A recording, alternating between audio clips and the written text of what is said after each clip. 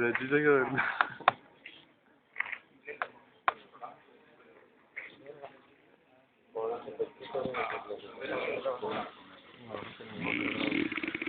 കുടിയുണ്ട് കുടിയുണ്ട് കുടിയുണ്ട്. നോമ്പല് വരുന്നുണ്ട്.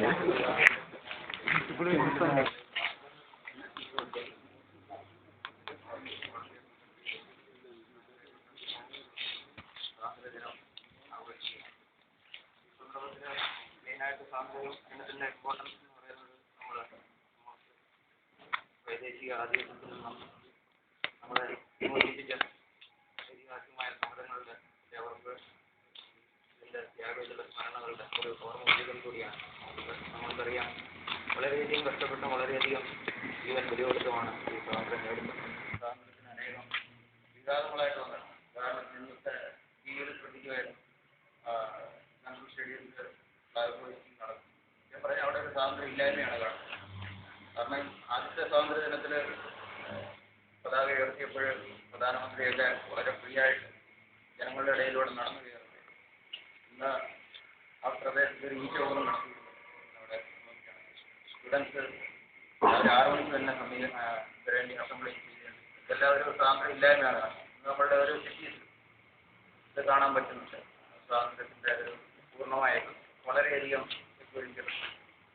അതുപോലെ തന്നെ എടുക്കുകയാണെങ്കിൽ കാശ്മീർ വളരെ റീസെൻ്റായിട്ട് നമ്മൾ നേരിടുന്ന ഇത്രയും കാലം പരിപാലിച്ച സ്വാതന്ത്ര്യത്തിൻ്റെയൊക്കെ അനേകം വികാരമായിട്ടുള്ള സംഭവങ്ങളാണ് നടക്കുന്നത്. നമ്മളവിടുത്തെ മിലിറ്റൻസി ഒന്ന് റിമൂവ് ചെയ്ത് കഴിഞ്ഞിരുന്നു. പക്ഷേ ഇപ്പോൾ നടക്കുന്നത് അതിനേക്കാൾ എക്സ്ട്രീം പോസ്റ്റേജിലായിട്ടുള്ള 2 ജമ്മു ആൻഡ് കാശ്മീർ 2 സെപ്പറേഷൻ തന്നെ 2 രാജ്യങ്ങളെന്ന പോലെ രീതിയിൽ തന്നെ വന്നിരിക്കും ഈ അടുത്ത 2 ആഴ്ചയ്ക്കുള്ളിൽ.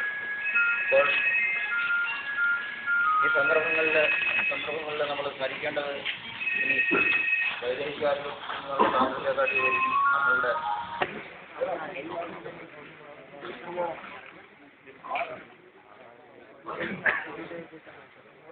ജനങ്ങളാണ്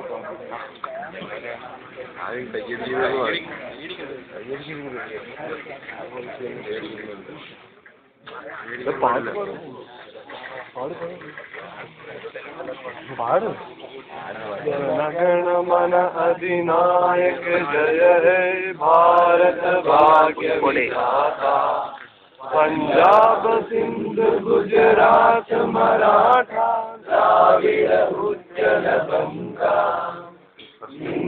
हिमाचल यमुना गंगा उज्जल जलद तरंगा तब शुभ नामे जागे तब शुभ आशीष मागे गाए तब जय गाथा जनगण मंगलदायक जय हे भारत भाग्य विधाता जय हे जय हे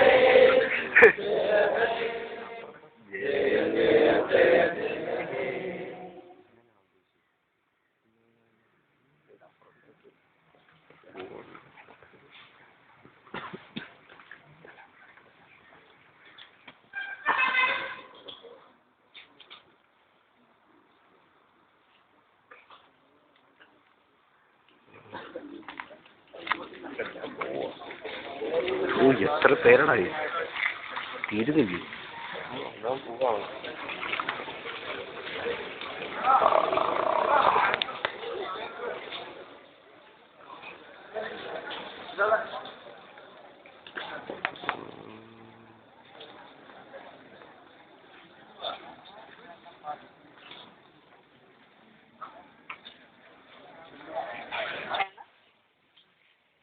പണ്ട് വൈദേശിക ആധിപത്യത്തിൽ നിന്നായിരുന്നു നമുക്ക് സ്വാതന്ത്ര്യം ആവശ്യമായിരുന്നത്.